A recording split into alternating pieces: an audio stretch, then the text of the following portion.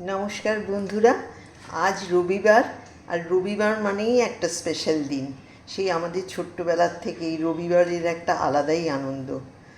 যাই হোক, আজকে আমার মনে হলো একটা কিছু বানাই, মিষ্টি। আর যা গরম পড়েছে, তাই ভাবলাম একটা আইসক্রিম বানাই। কিন্তু আইসক্রিমে আমি এখানে উপকরণগুলো যা ব্যবহার করব, সেটার সাথে কিন্তু বাজারে কেনা আইসক্রিমের একদম মিল হবে না। তো আপনারা দেখুন কেমনভাবে কি দিয়ে বানাই। প্রথমেই বলি, আজকে আমি বাজারে গিয়েছিলাম, গিয়ে ডাব খেয়েছি। আর ডাব খেয়ে আমি ডাবের শাঁসটা নিয়ে এসেছি। এখানে দুটো ডাবের শাঁস আছে।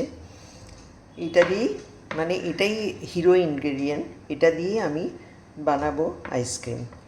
আর এর সাথে নিয়েছি আপেল, কেন আমি চিনি ব্যবহার করব না। আপেলটা আমি ছোট টুকরো করে জলে ভিজিয়ে রেখেছি মিষ্টি হওয়ার জন্য। এই একটা আপেলই আমার মনে হয় যথেষ্ট হবে।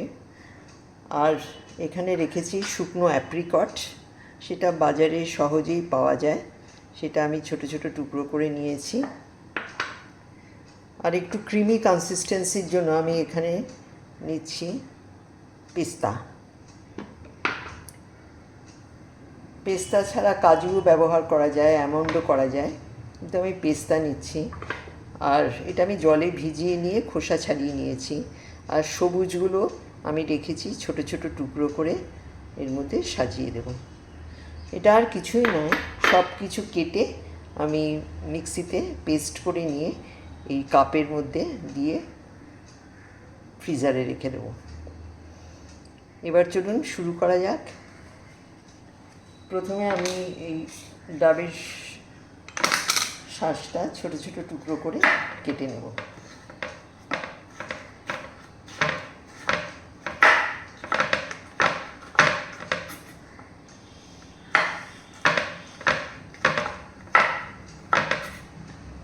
আর একটু নরম ডাব হলে হয়তো ভালো হতো, কিন্তু যাই হোক, যা পেয়েছি সেটাই নিয়ে এসেছি।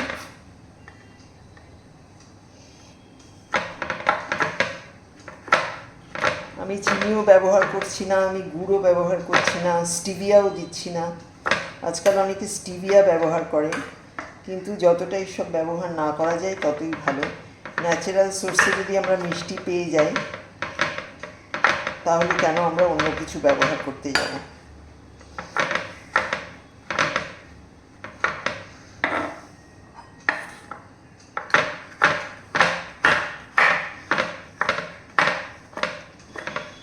আজকাল আমি ডেজার্ট এমনিভাবেই বানাই, চিনি একদম ব্যবহার করি না। তা না হলে বাজারে তো কতই আইসক্রিম কিনতে পাওয়া যায়। যারা ওয়েট মেনটেন করতে চান তারা কিন্তু চিনিটাকে অ্যাভয়েড করবেন। আপনারা হয়তো নিশ্চয়ই জানেন, তবুও বলছি।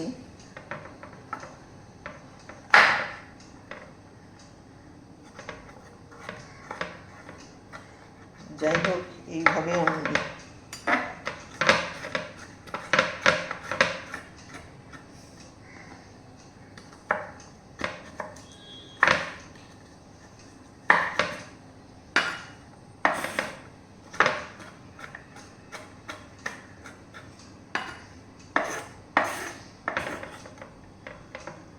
এর সাথে এবার আমি একে একে সব দিয়ে দিই মিক্সির মধ্যে। আপেলটা আমি জলে ভিজিয়ে রাখি, তার কারণ হচ্ছে যাতে কালো না হয়ে যায়। কালো হয়ে গেলে দেখতে খারাপ লাগে। আমি টেস্ট করে দেখব, যদি মনে হয় তেমন মিষ্টি হয়নি, তাহলে আমি আরেকটা আপেল দিয়ে দেবো। এখানে আমি দিচ্ছি পেস্তা, ভেজানো পেস্তা, নরম আছে। এবার আমি দিয়ে দিচ্ছি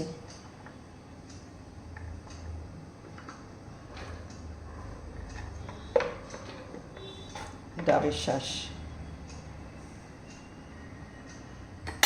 আজকাল ডাবের শাঁস দিয়ে নানান রকম রান্না হয়।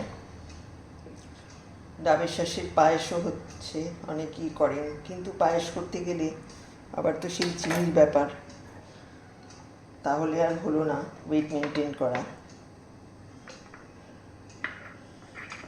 এখানে আমি অ্যাপ্রিকটগুলো পিস করে রেখেছি।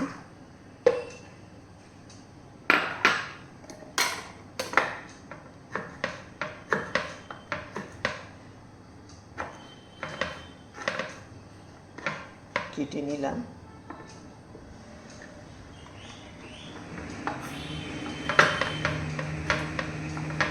একটু জল দিয়ে নেব যদি দরকার হয়,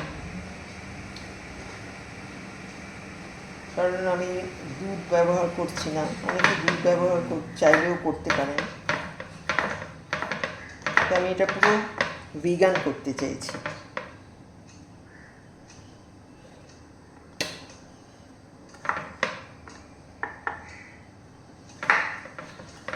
আজকাল তো ড্রাই ফ্রুটস দিয়ে নানান রকম ডেজার্ট তৈরি হচ্ছে, আমিও অনেক করি। তাই ভাবলাম আজকে রোববার এটা করে আপনাদের সাথে শেয়ার করি। যারা চিনি খেতে চান না কিংবা আইসক্রিমটাকে অ্যাভয়েড করেন চিনি, দুধ ইত্যাদির জন্য, বাইরের দুধও আজকাল কেউ খেতে চায় না।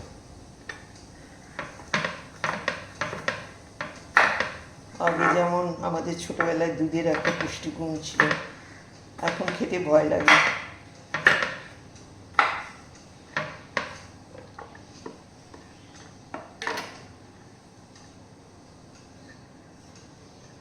খুব গরম পড়েছে তো একটু আইসক্রিম খেলে ভালোই লাগবে। এবার আমি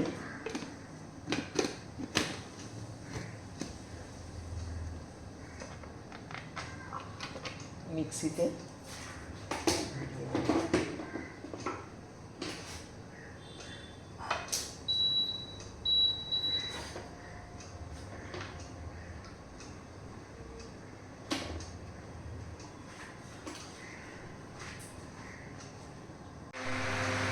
এবার সব উপকরণগুলো নিয়ে আমি মিক্সিতে পেস্ট করে নিচ্ছি।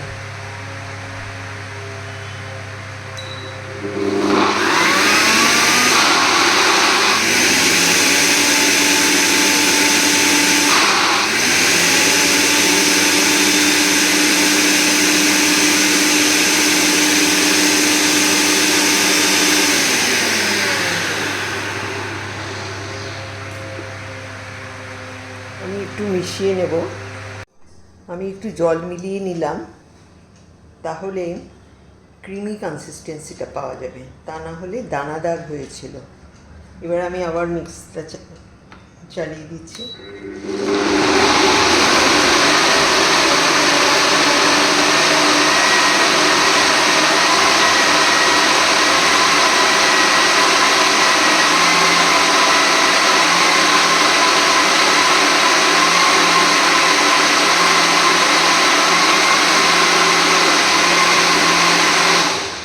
এবার হয়ে গেছে। আমি এবার একটু টেস্ট করে দেখে নেব মিষ্টি হয়েছে কিনা, তারপরে আমি কাপের মধ্যে ভরে ফেলব।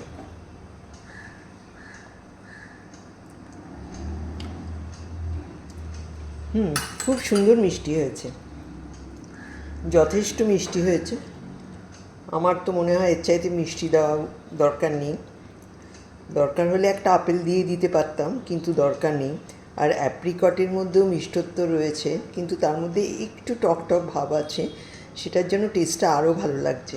আর ডাবের শাঁসেও আছে, সব মিলিয়ে ভালোই হয়েছে। এবার আমি কাপগুলোর মধ্যে ভরে ফেলব, ভরে ওপর থেকে পেস্তা দিয়ে সাজিয়ে নেব।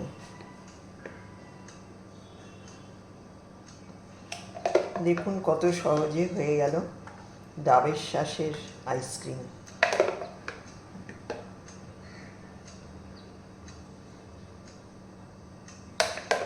খেতে তো ভালোই হবে।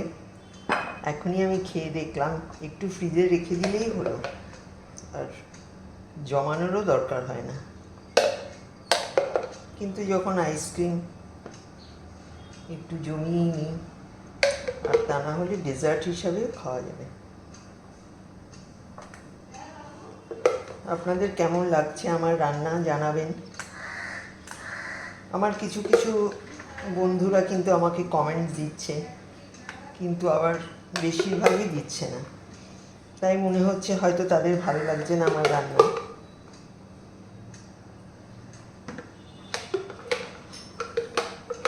আপনারা জানালে আমি একটু উৎসাহ পাই, তাহলে আরও নতুন নতুন রেসিপি চিন্তা করে বানাতে পারি।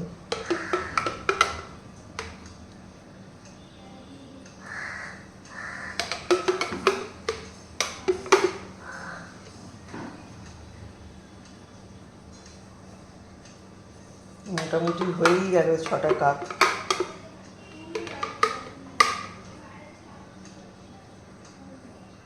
বাড়িতে হঠাৎ করে কেউ এসে গেলে কিন্তু এইভাবে বানিয়েও দিতে পারে। সবসময় যে আইসক্রিমের মতো জমাতে হবে তার কোনো মানে নেই। ফ্রিজে কিছুক্ষণ রেখে দিলে খুব সুন্দর লাগবে খেতে। আমার মনে হয় গেস্টদের ভালোই লাগবে।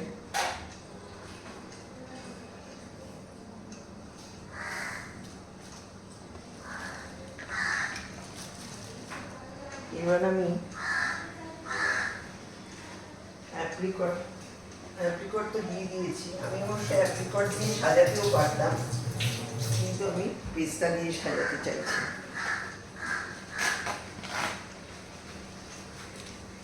এবার আমি একটু পেস্তাগুলো কুচিয়ে নিই।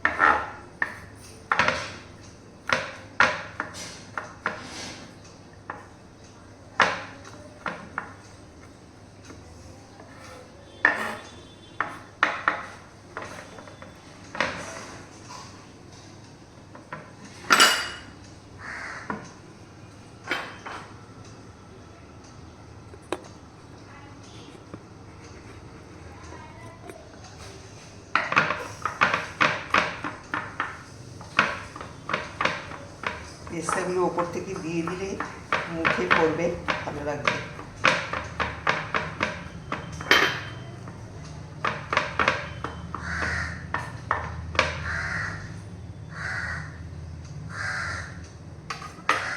এবার আমি ওপর থেকে পেস্তা দিয়ে সাজিয়ে দিচ্ছি।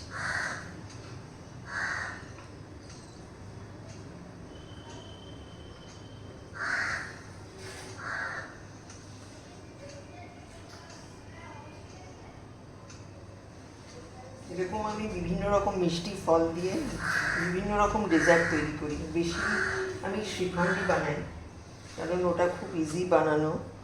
আমাদের বাড়িতে যখন কোনো গেস্ট আসেন আমি শ্রীখণ্ড একটা বানাই, কারণ ওটা খুব তাড়াতাড়ি হয়ে যায়।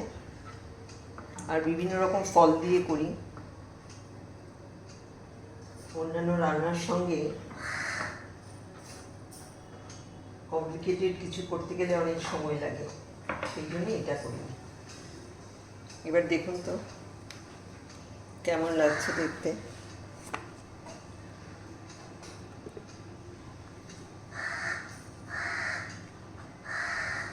দেখতে তো ভালোই লাগছে, খেতেও ভালো হবে। আমি টেস্ট করে দেখেছি, আর ঠান্ডা হয়ে গেলে তো আরোই ভালো লাগবে। এবার আমি ফ্রিজারে দিয়ে দিচ্ছি, তারপর 5-6 ঘন্টা পরে আবার দেখে নেব কেমন হয়েছে। কেমন লাগলো আমার ডাবের শ্বাসের আইসক্রিম জানাবেন। রবিবার আপনাদের ভালো কাটুক। আজ এই পর্যন্ত, ধন্যবাদ।